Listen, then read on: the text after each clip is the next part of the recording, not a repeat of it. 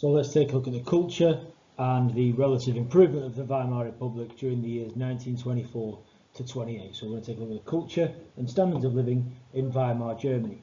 So first off, you've got a blossoming culture in the 1920s. Well, why? Well, living standards were starting to improve and there's new perspectives for the arts. So this is talking about Weimar culture. Obviously the reason why this the economy is recovering is because of the American loans, but there'll be more on that later when we look at Streseman's policy of fulfillment. For now, you have artistic movements such as New Objectivism. This includes paintings such as those by George Gross of A Grey Day. Art should show reality, including the poverty, rather than romanticising things. Simply art should reflect reality.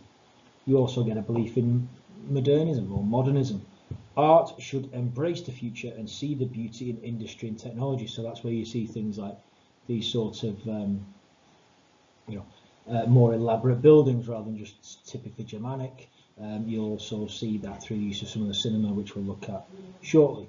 You also get expressionism, like the paintings by Otto Dix, which believed art should reflect thoughts and feelings rather than being limited to just how things look as they are. So you get objectivism or New Objectivism, which believes in showing the reality, and expressionism, which believes in thoughts and feelings and should show, and rather than showing things exactly as they are.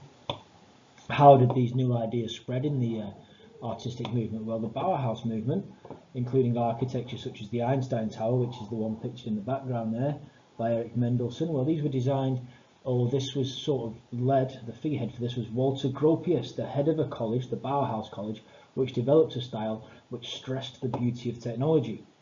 You also get government money.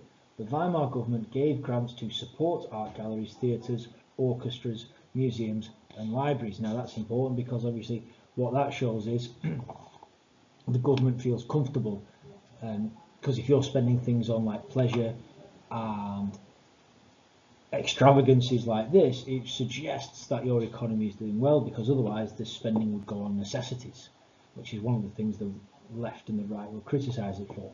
So cinema, German cinema, is at the vanguard of cinema. It's at the forefront. It's wildly impressive. So it's cutting edge. German films are hugely innovative.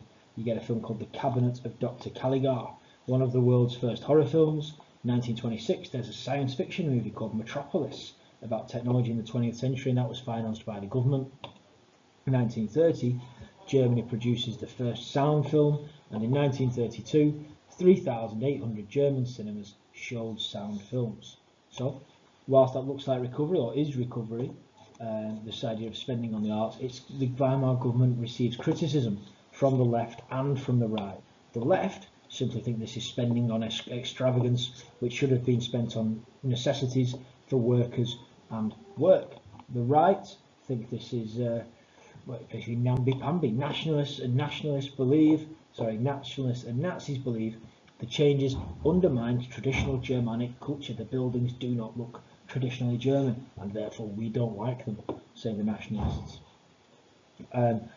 Standards of living improved after 1924. Well, unemployment reduced and was insured against. So 1926, unemployment was 2 million, and by 1928 it has reduced to 1.3 million. You also get the Unemployment Insurance Act of 1927, which charged workers 3% of their wages, but in exchange for that they would receive 60 marks a week if they lost their jobs. This was to help them survive whilst they look for a new job. And obviously that'll prove problematic when we get to 1929 and unemployment goes up, and the first thing the Weimar government does is cut that unemployment benefit. So very, very important that we recognise what that is. It's a scheme that you pay into, and if you lose your job, you will receive money from the government to help you find another job. So how else did living standards improve? Well, working hours and wages. Working week shortened from 50 hours in 1925 to 46 in 1927, and wages had risen by 25%. Housing. In 1923 there was a shortage of 1 million homes, but in 1928 the housing shortage had eased.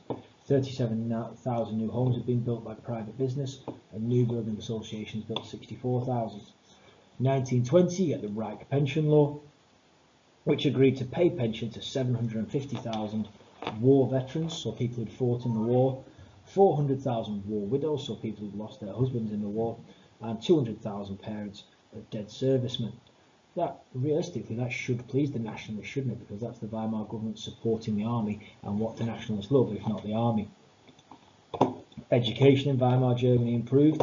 University members increased to 110,000 by 1928, whereas it had been 70,000 before World War I. So whilst we do have huge evidence of recovery here, the improvements are fragile.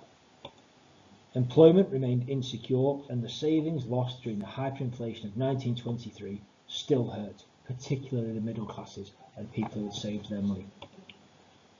Not everyone was pleased by the social improvements in 1924 to 28 because big business lost power and profit, because the Weimar system seems to favour the workers. Remember, it's slightly to the left of the political spectrum, so it will favour the worker. The middle class also saw their own position jeopardised by a system which seemed to favour the working class. So, what evidence do we have for political recovery? We have more stable government. After the 1928 election, the Social Democrats joined a coalition government for the first time since 1923. So we have sort of more effective government, basically. Stresemann was a popular leader with many Germans. We'll come on to Stresemann more when we get to fulfilment. During the period 24 to 28 as well, there was little support for extremist parties. For example, the Nazis only won 12 seats in the 1928 election, which means people are voting towards the middle of the political spectrum, and generally that's an indicator that people are content. The fact that the Nazis received very few votes during these times, and the communists as well, both extremes receiving few votes, suggests people in Germany are content. Hindenburg, who was a popular First World War leader, was elected president in 1925, promised to maintain the constitution, although we'll look at later the fact that he didn't actually like it very much. Arguments against political recovery. The basic problems of the constitution remained. No one party can secure a majority in the Reichstag, so there was frequent, short-lived coalition governments. Many nationalists obviously opposed the Dawes and the Young plans, referring to the Dawes plan as a Versailles Part 2 or Mark II, or Second Versailles. Extremist parties such as Nazis and the Communists were determined to overthrow the Weimar Republic. So what you're seeing during this time is Hitler sort of reorganising the Nazi party, ready to pounce as soon as the Weimar government shows any weakness. Hindenburg, who was elected the president in 25, disliked the new republic. So whilst he's going to maintain it, he also doesn't massively like it.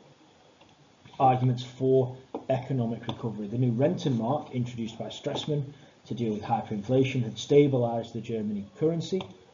US loans encouraged the growth of German industry. That's talking about the Dawes plan. By 1928, industrial production in Germany had finally reached pre-war levels. And by 1930, Germany was one of the leading exporters of manufactured goods.